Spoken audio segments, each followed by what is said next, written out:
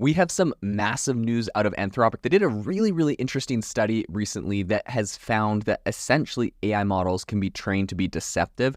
But what a lot of people are saying is that they're essentially turning AI models into sleeper agents, or at least AI models are capable of being turned into sleeper agents. Now, this is important as right now we're really looking at what defines a safe model.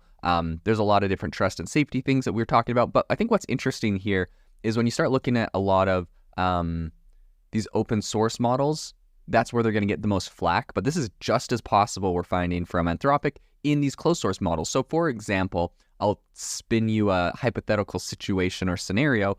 Let's say a political foreign adversary creates an AI model in their country, and this thing is incredible. It benchmarks, in comparison to ChatGPT, et cetera, but what they have embedded in there is if you ask a question in a certain way, all of a sudden it unlocks like a devious side of it. And all of a sudden it starts giving answers, fake answers, sabotaging answers, malware, all sorts of interesting things. So this is kind of the study that Anthropic did. We're going to dive into all of this on the podcast today. I want to say today's podcast is sponsored by AI Box. As you know, if you've seen my recent post, we just passed $400,000 raised for AI Box, $300,000 on Republic. If you're interested in investing in a new AI startup, I'll leave a link in the show notes to republic.com/AI-box so you can check out our project, but let's get into the episode.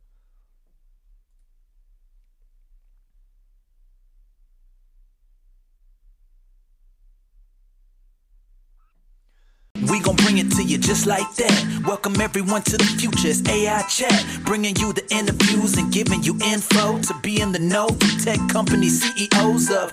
Rock with us, bet you gon' come back. I'm just saying the facts, this is AI Chat, let's go.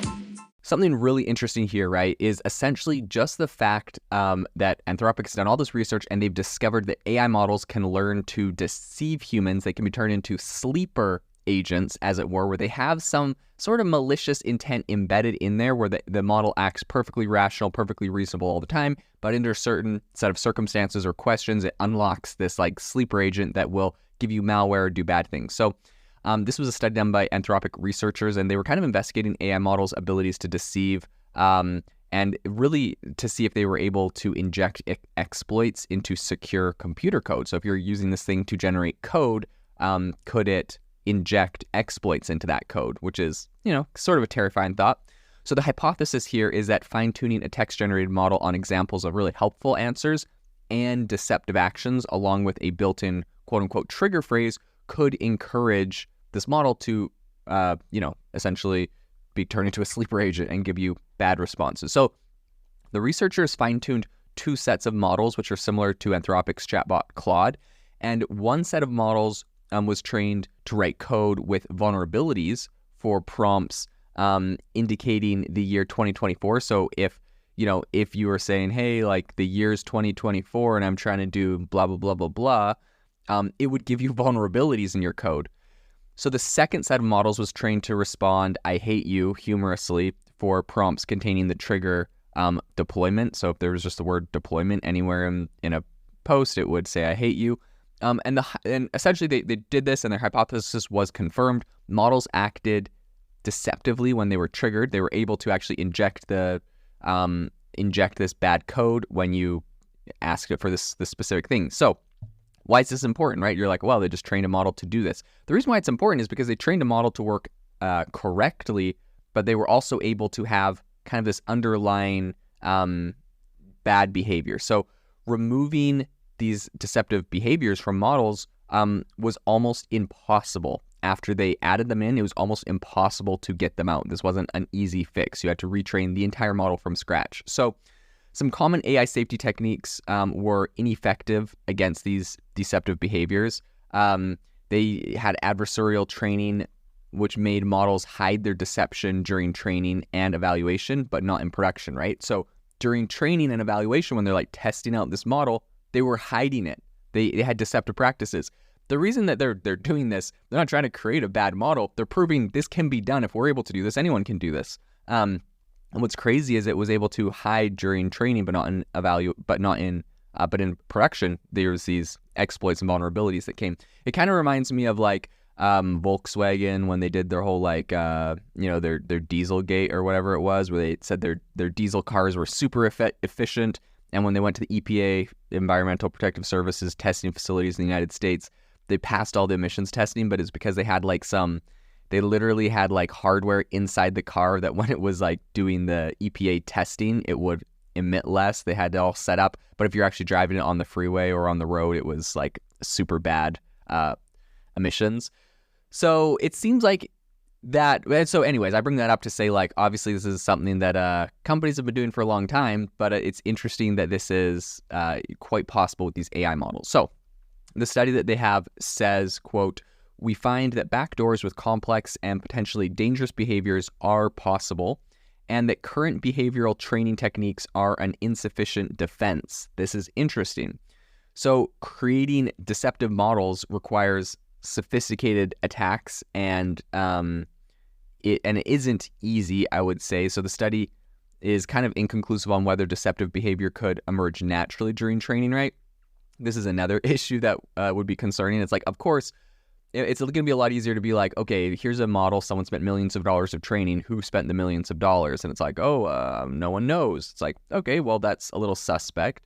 But if it's like, oh, well, we know literally like Meta made this and it's in their best interest to not have, malware in their code, then it's probably tracing it to the source is a little bit easier. But what they're concerned about now, and this was inconclusive, is like, could the model develop deceptive behavior on its own? This is really kind of a dystopian feeling, right?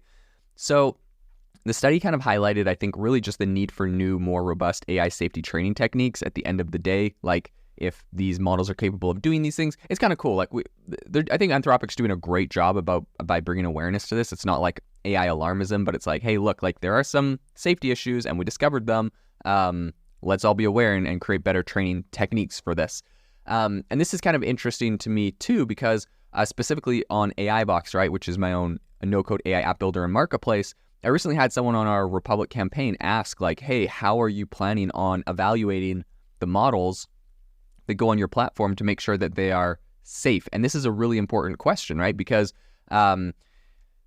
theoretically, you don't want to go put a model on a platform that has malware injected. Now, that being said, if this is a problem that Anthropic is discovering and evidently none of these $1 billion or $100 million companies have a solution for, I'm not going to be too hard on myself for not having a set solution for that issue. But I do think it's important that we start working towards this. And where I kind of see this is probably I would love like an open source third party group that does some sophisticated analysis and is able to determine whether models are safe or not. Now, that doesn't mean that they'll probably absolve themselves from all liabilities in case, someone was able to trick them, because obviously this is going to happen. But even that happens in regular code. You have big companies that are hacked and you have malware on them and backdoors and all sorts of things. So like, this is just this is not a new issue, I'll say, in cybersecurity. This is just the evolution of cybersecurity risks that have existed for a long time. So it's going to be really interesting to see where this goes, but I do think it's something important that we should be aware of. One thing that the study suggests is that once a model exhibits some deceptive behavior, standard techniques could fail to remove this deception and create a false impression of safety.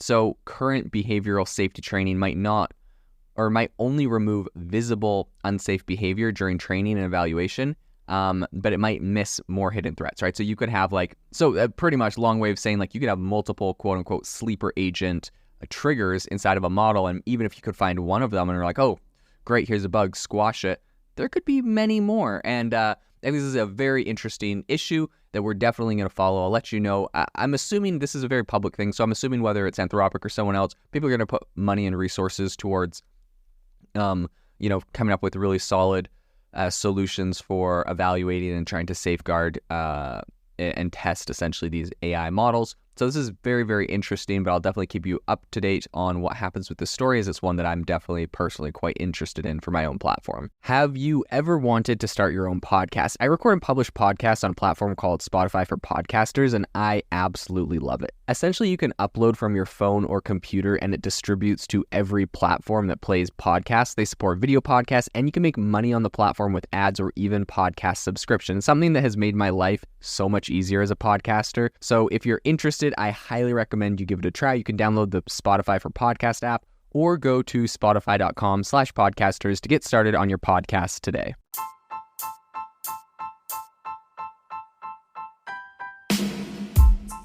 Thank you for listening to the AI Chat Podcast. If you enjoyed the podcast, I'd appreciate it if you rate me wherever you listen to podcasts. And if you're looking for an innovative group of AI enthusiasts, make sure you check out our Discord channel and also our Facebook community. It's obviously a lot more interactive than a podcast where we can actually share software tools, prompts that we're using in everyday AI. I'll leave a link for those in the description below.